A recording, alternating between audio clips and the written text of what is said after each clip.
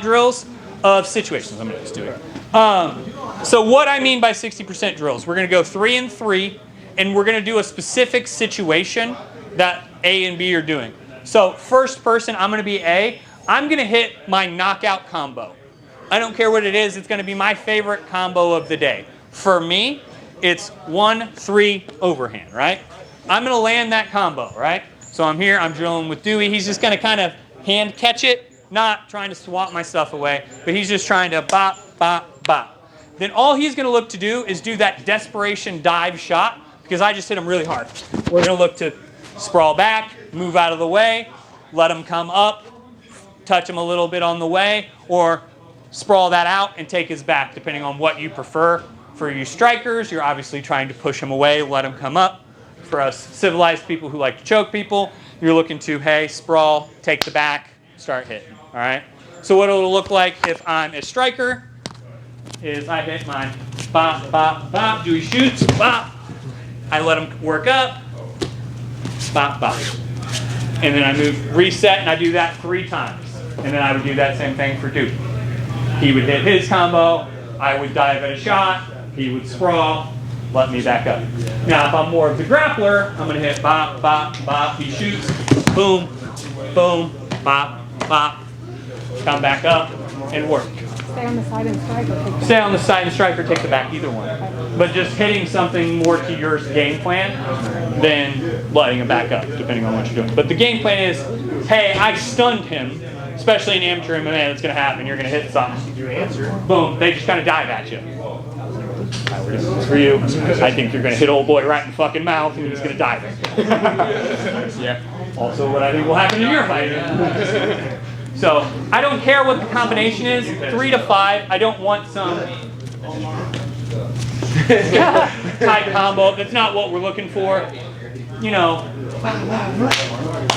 whatever it happens to be. But find a 3 to 5 piece combination you like, chuck it at him. Partner, all you're doing is trying to dive at his legs. Like I said, it's a 60% drill. You're not trying to take him down and it's not live after that combo is thrown. I want to just get, hey, this is my combo. If he dives at me, this is my shot, my sprawl. All right? If we're striking, when they come up, you want to end with a 1-2? Just a 1-2, just something, just a little chop at him. Make sense? What are the key concepts of when you are down and have his back once he's off that shot and you're striking? So boom, if Dewey's down and he's hit that shot, boom, I hit here. Yeah. Big thing is I'm looking for a control point with this far hand, whether that's far wrist, cross wrist, half, hip, whizzer, you know. You're finding tight waist even, just a good solid tight. You're looking for some form of a control point, because what you're looking for here is you shouldn't knock him out from here, right? But I'm looking to, you need to move, defend yourself, See how that's starting to make him move and make mistakes? That's more what you're looking for, so you can open him up for other things. So realize, most ground and pound striking, until you get to true dominant type positions, mount, stretched out back control, really dominant side, crucifix type positions, should be you need to move.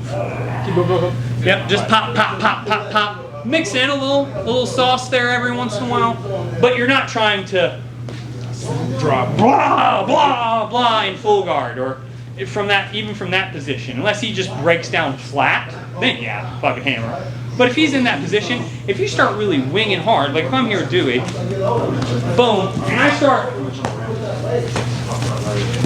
you're going to end up inviting that scramble where you don't need one. Rather have 60-70% pop, these don't feel good. You need to fucking move. Then the 1 or 2 dominant, bah, bomb, you know, ringing the bell type. All right. So knockout combo. I don't care what it is, right? Like I said, my 1-3-2 would be one of the ones I would hit, or my 1-2 bop bop. Something, you know, 3 to 5 strikes. Something that you're going to land with a little bit of oomph, and then he's going to dive at you, sprawl, and go. All right. 1, 2, 3. Pick it up. You can kick. Wait, you can't kick it off? In Ohio? No. Ohio is a gay. All right. All right, so I'm here with Dewey. Now what we're going to work on here is, all I want is, he's going to throw a quick 1-2, pop, pop. All we're going to look to do, some sort of disguise into a quick shot. So I don't care if it's overhand into our shot. I don't care if it's jab into our shot. Poke in the eye. No, calm down. This is why they have the UFC gloves. Boom. He throws his 1-2.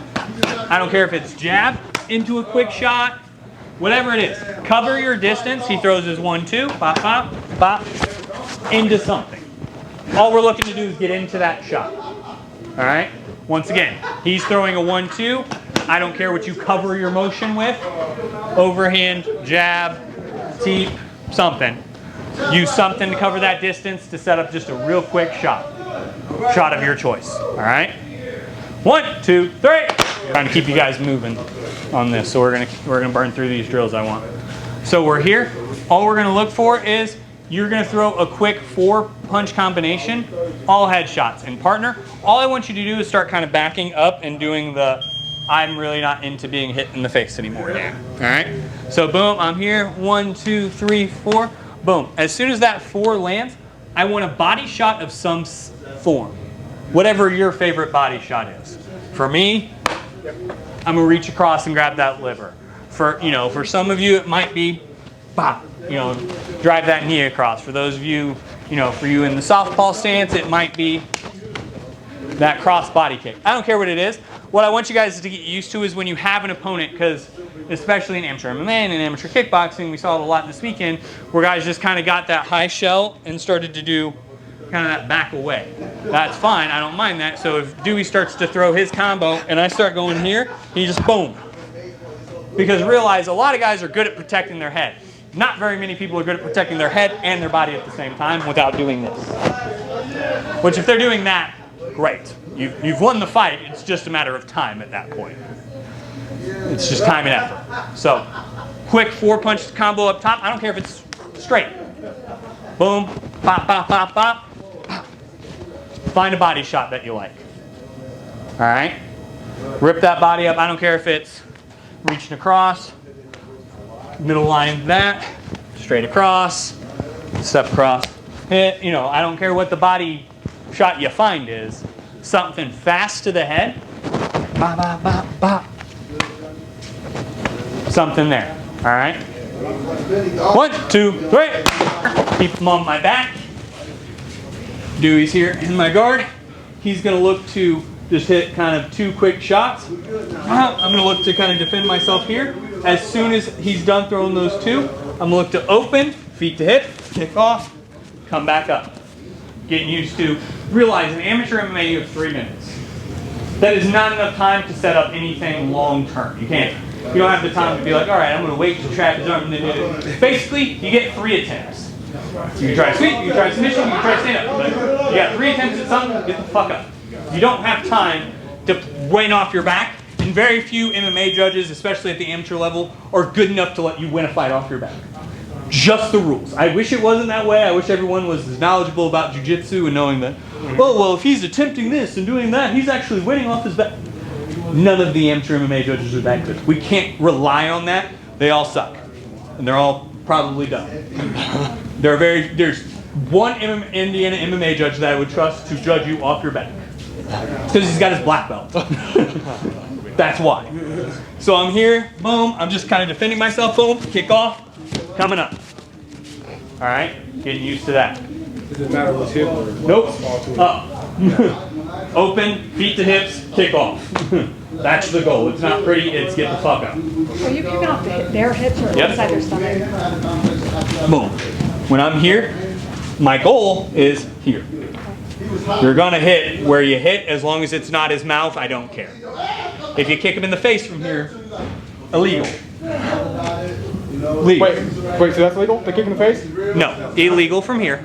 I have to kick him from neck down. So Tweety's been lying to us. It's legal if you're standing up. If he's standing up, I can kick him. The second he becomes a downed opponent, I cannot. Oh no, Tweety's told us to kick in the face from here. Yeah, for Tweety, sure. Tweety has done that in a fight before and definitely should have gotten called for it in Canada. Okay. Now, Listen. You get away with anything once, really. Yeah, you get a mulligan on a lot of techniques. But not going to coach you to make that. All right? Really. The only time I will ever tell you to have a foul is if you ever hear me calling for Oklahoma. That's just nut shot. All right. Boom, feet off, kick up, here, and then you Oklahoma. Because in wrestling to Oklahoma, if you hear someone call for Oklahoma, it's get out to the side and stall. You're trying to stall. Oh shit. Yeah, if you've ever heard someone from like a high-level team yell, you'll hear Oklahoma, Oklahoma. It's I want you to wrestle right on the edge of the mat, and then if anything bad happens, just roll out of bounds. Damn. Oklahoma had a couple guys that were really good at wrestling.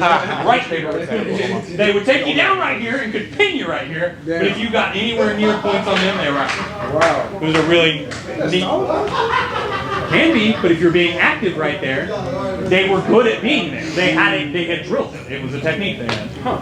So you need to stall. That's how you do it. The wrestling had a drill exactly for that. Yeah, it's a get out of bounds drill. Yep. 1, 2, 3. Fill up. So last one, we're right here. All we're gonna look to do. I'm in guard. Oh, it's almost like you have 3 full brain cells to rub together. Boom. All we're looking for is quick strike, bop, bop, look to advance. Quick strike, look to advance. Quick strike, look to advance. Until you get mount or back. So you're striking out your cutting. Bop, bop, do something. Bop, bop, do something. We're not trying to get into these elongated grappling exchange. It is, I'm going to hit you to force you to open up and to capitalize immediately.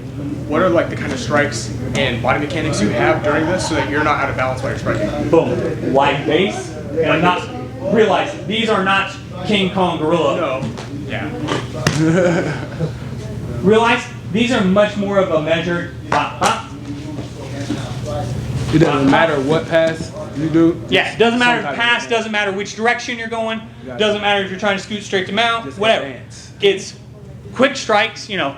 Generally in an actual fight it's going to be closer to like 6 to 10 strikes. Yeah. But for effect's sake, hey, it is. I want you guys getting into the rhythm of bop bop, I look to advance.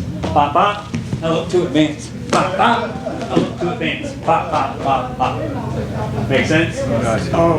One thing that I always have an issue with is like not having strikes kind of do anything. Like I feel like I have no distance to get any momentum in them. Realize most strikes watch most of my fights until I get to a truly dominant position. And even then, most of my strikes, dude, Detroit. That versus that 205er. Literally watch it. There's about 4 of them. Real near the end because I was getting real tired of looking at him at the ref. I was looking at the ref like, hey, we're at 40 unanswered strikes. He's rolled in between mount and his back 3 times now. Yeah. He's not getting out. Like we can do this from today to the end of time. I'm right here and I'm gonna keep hitting. Yeah. So until then, really, that was when I finally started saying, all right, elbows are coming. And those last couple started getting real spicy. Prior to that, most of them were just okay. Realize, strikes when you're grappling, very few people have that hand to God touch of I can knock you out. Yeah, there's like in all of UFC history, there's 3 knockouts on the ground like that, where someone touched someone and they just went, you know, that's not how fights get stopped on the ground. It's volume with a little bit of spice in the middle. So it's ba ba ba, boom, ba ba ba ba ba, boom. If you're trying to, the people who get fucked up every time are the boom, boom. Because one of 2 things happens. They gas out, or they get reversed or something. That happens because you have to open up big to land those big haymaker type strikes on the ground. And if someone's competent, you should be able to catch them. Okay? So it's 2-3 strikes, motion. 2-3 strikes, motion. Keep moving there. Alright? Get to a dominant position, ba ba ba ba, switch. 1, 2, 3.